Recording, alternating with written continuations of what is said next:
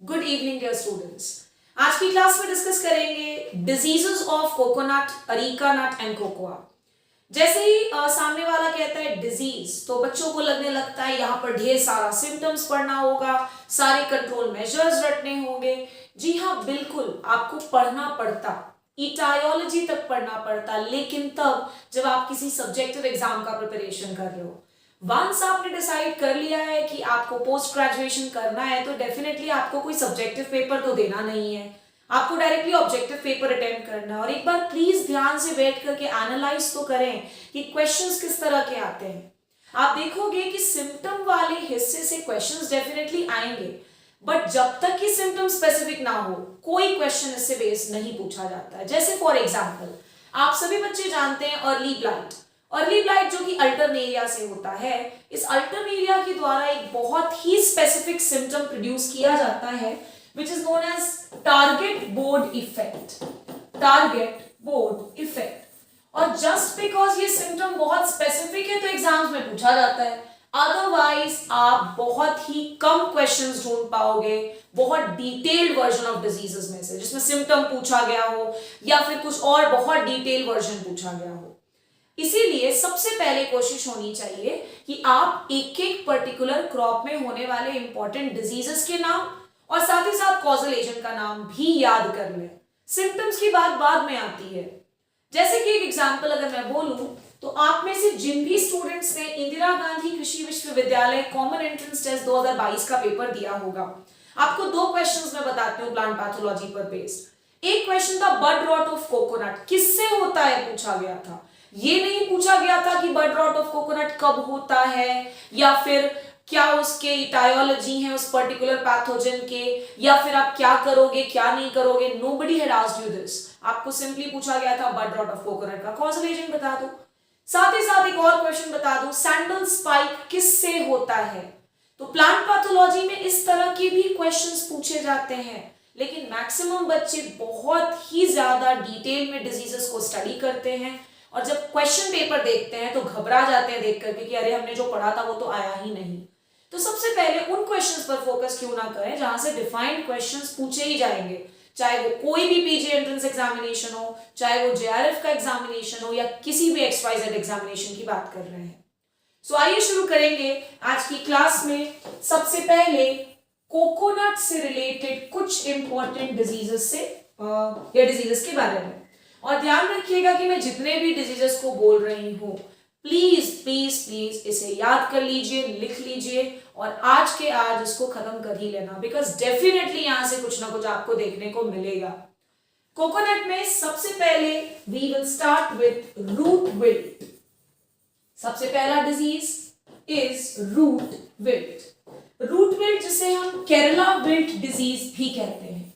अभी मैंने आपको एग्जाम्पल भी दिया था कि लास्ट ईयर का एक क्वेश्चन था सैंडल स्पाइक किससे होता है। एक्चुअली सैंडलवुड में एक बीमारी होती है स्पाइक जो कि फाइटोप्लाज्मा से होता है।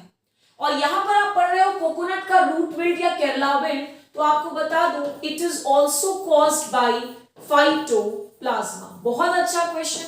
जस्ट बिकॉज फाइटोप्लाज्मा से होने वाले डिजीजेस की संख्या बहुत ज्यादा नहीं है, इसीलिए एक एक फाइटोप्लाज्मल डिजीज आपके लिए इंपॉर्टेंट हो जाता है।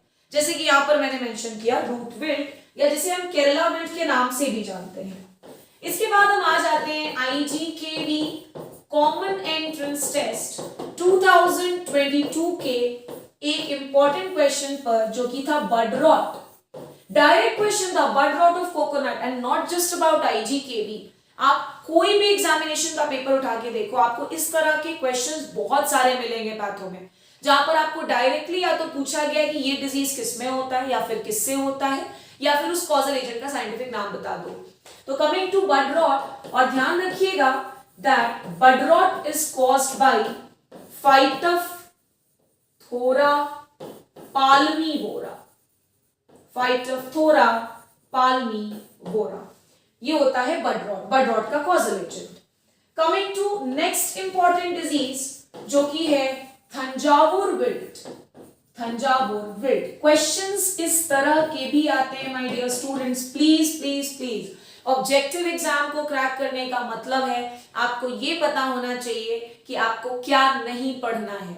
मैक्सिमम बच्चे पूरी बुक पर डालते हैं और उसके बाद ऑब्जेक्टिव एग्जाम में फंस जाते हैं जाकर के, जस्ट बिकॉज आपने ऐसी चीजों को भी पढ़ लिया था जो काम ही नहीं आने वाला था।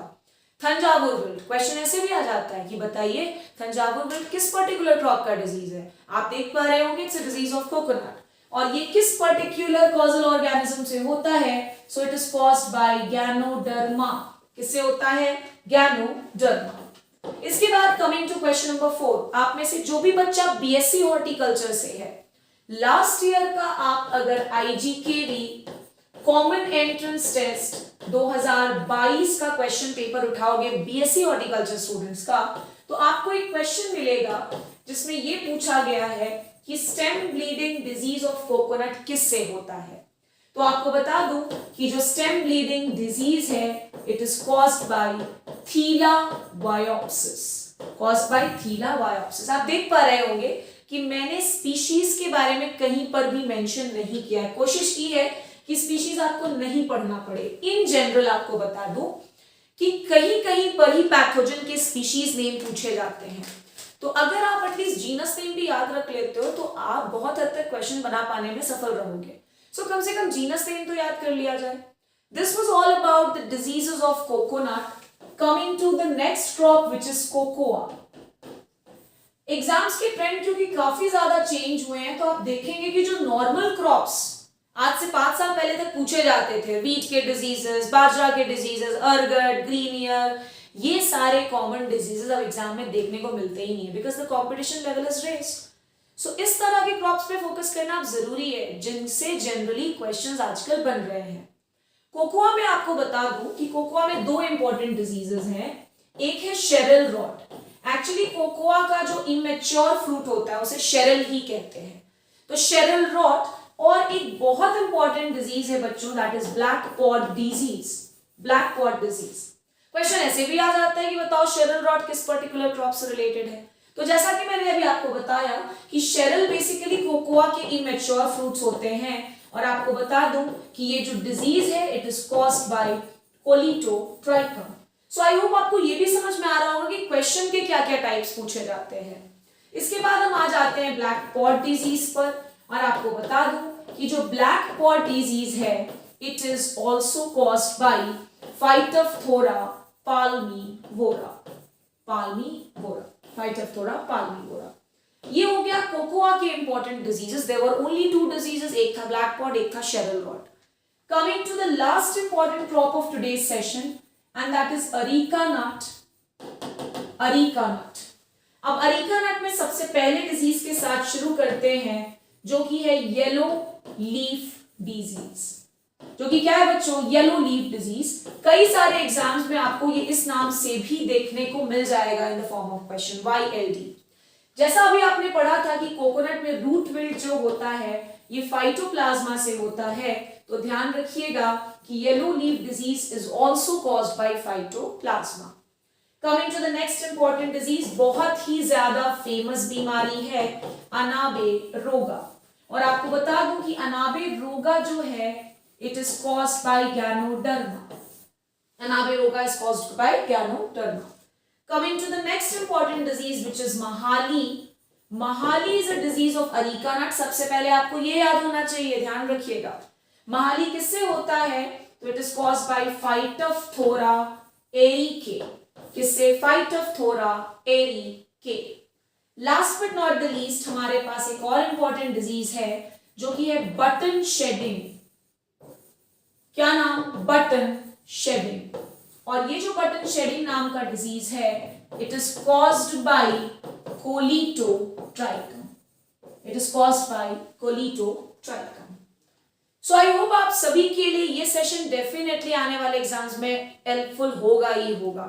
तो ध्यान रखिए कि if you wish to crack an objective examination, आपको ये पता होना चाहिए कि आपको क्या चीजों को स्किप करना है, क्या पढ़ना है, क्या नहीं पढ़ना है। पढ़ने के लिए तो आप कोई बुक पढ़ सकते हो, बट ऑब्वियसली बात है when you are into an objective examination then you should definitely summarise yourself. जितना समराइज फॉर्मेट में पढ़ोगे उतने बेहतर मार्क्स आएंगे। सो आई होप आप इस सेशन को लिख करके याद कर लेंगे। नेक्स्ट क्लास में डेफिनेटली कुछ इसी तरह के टॉपिक के साथ आऊंगी जो कि अपकमिंग एग्जाम के लिए आपको फायदा पहुंचाए। चिल्ड्रन पढ़ते रहें। Thank you so much.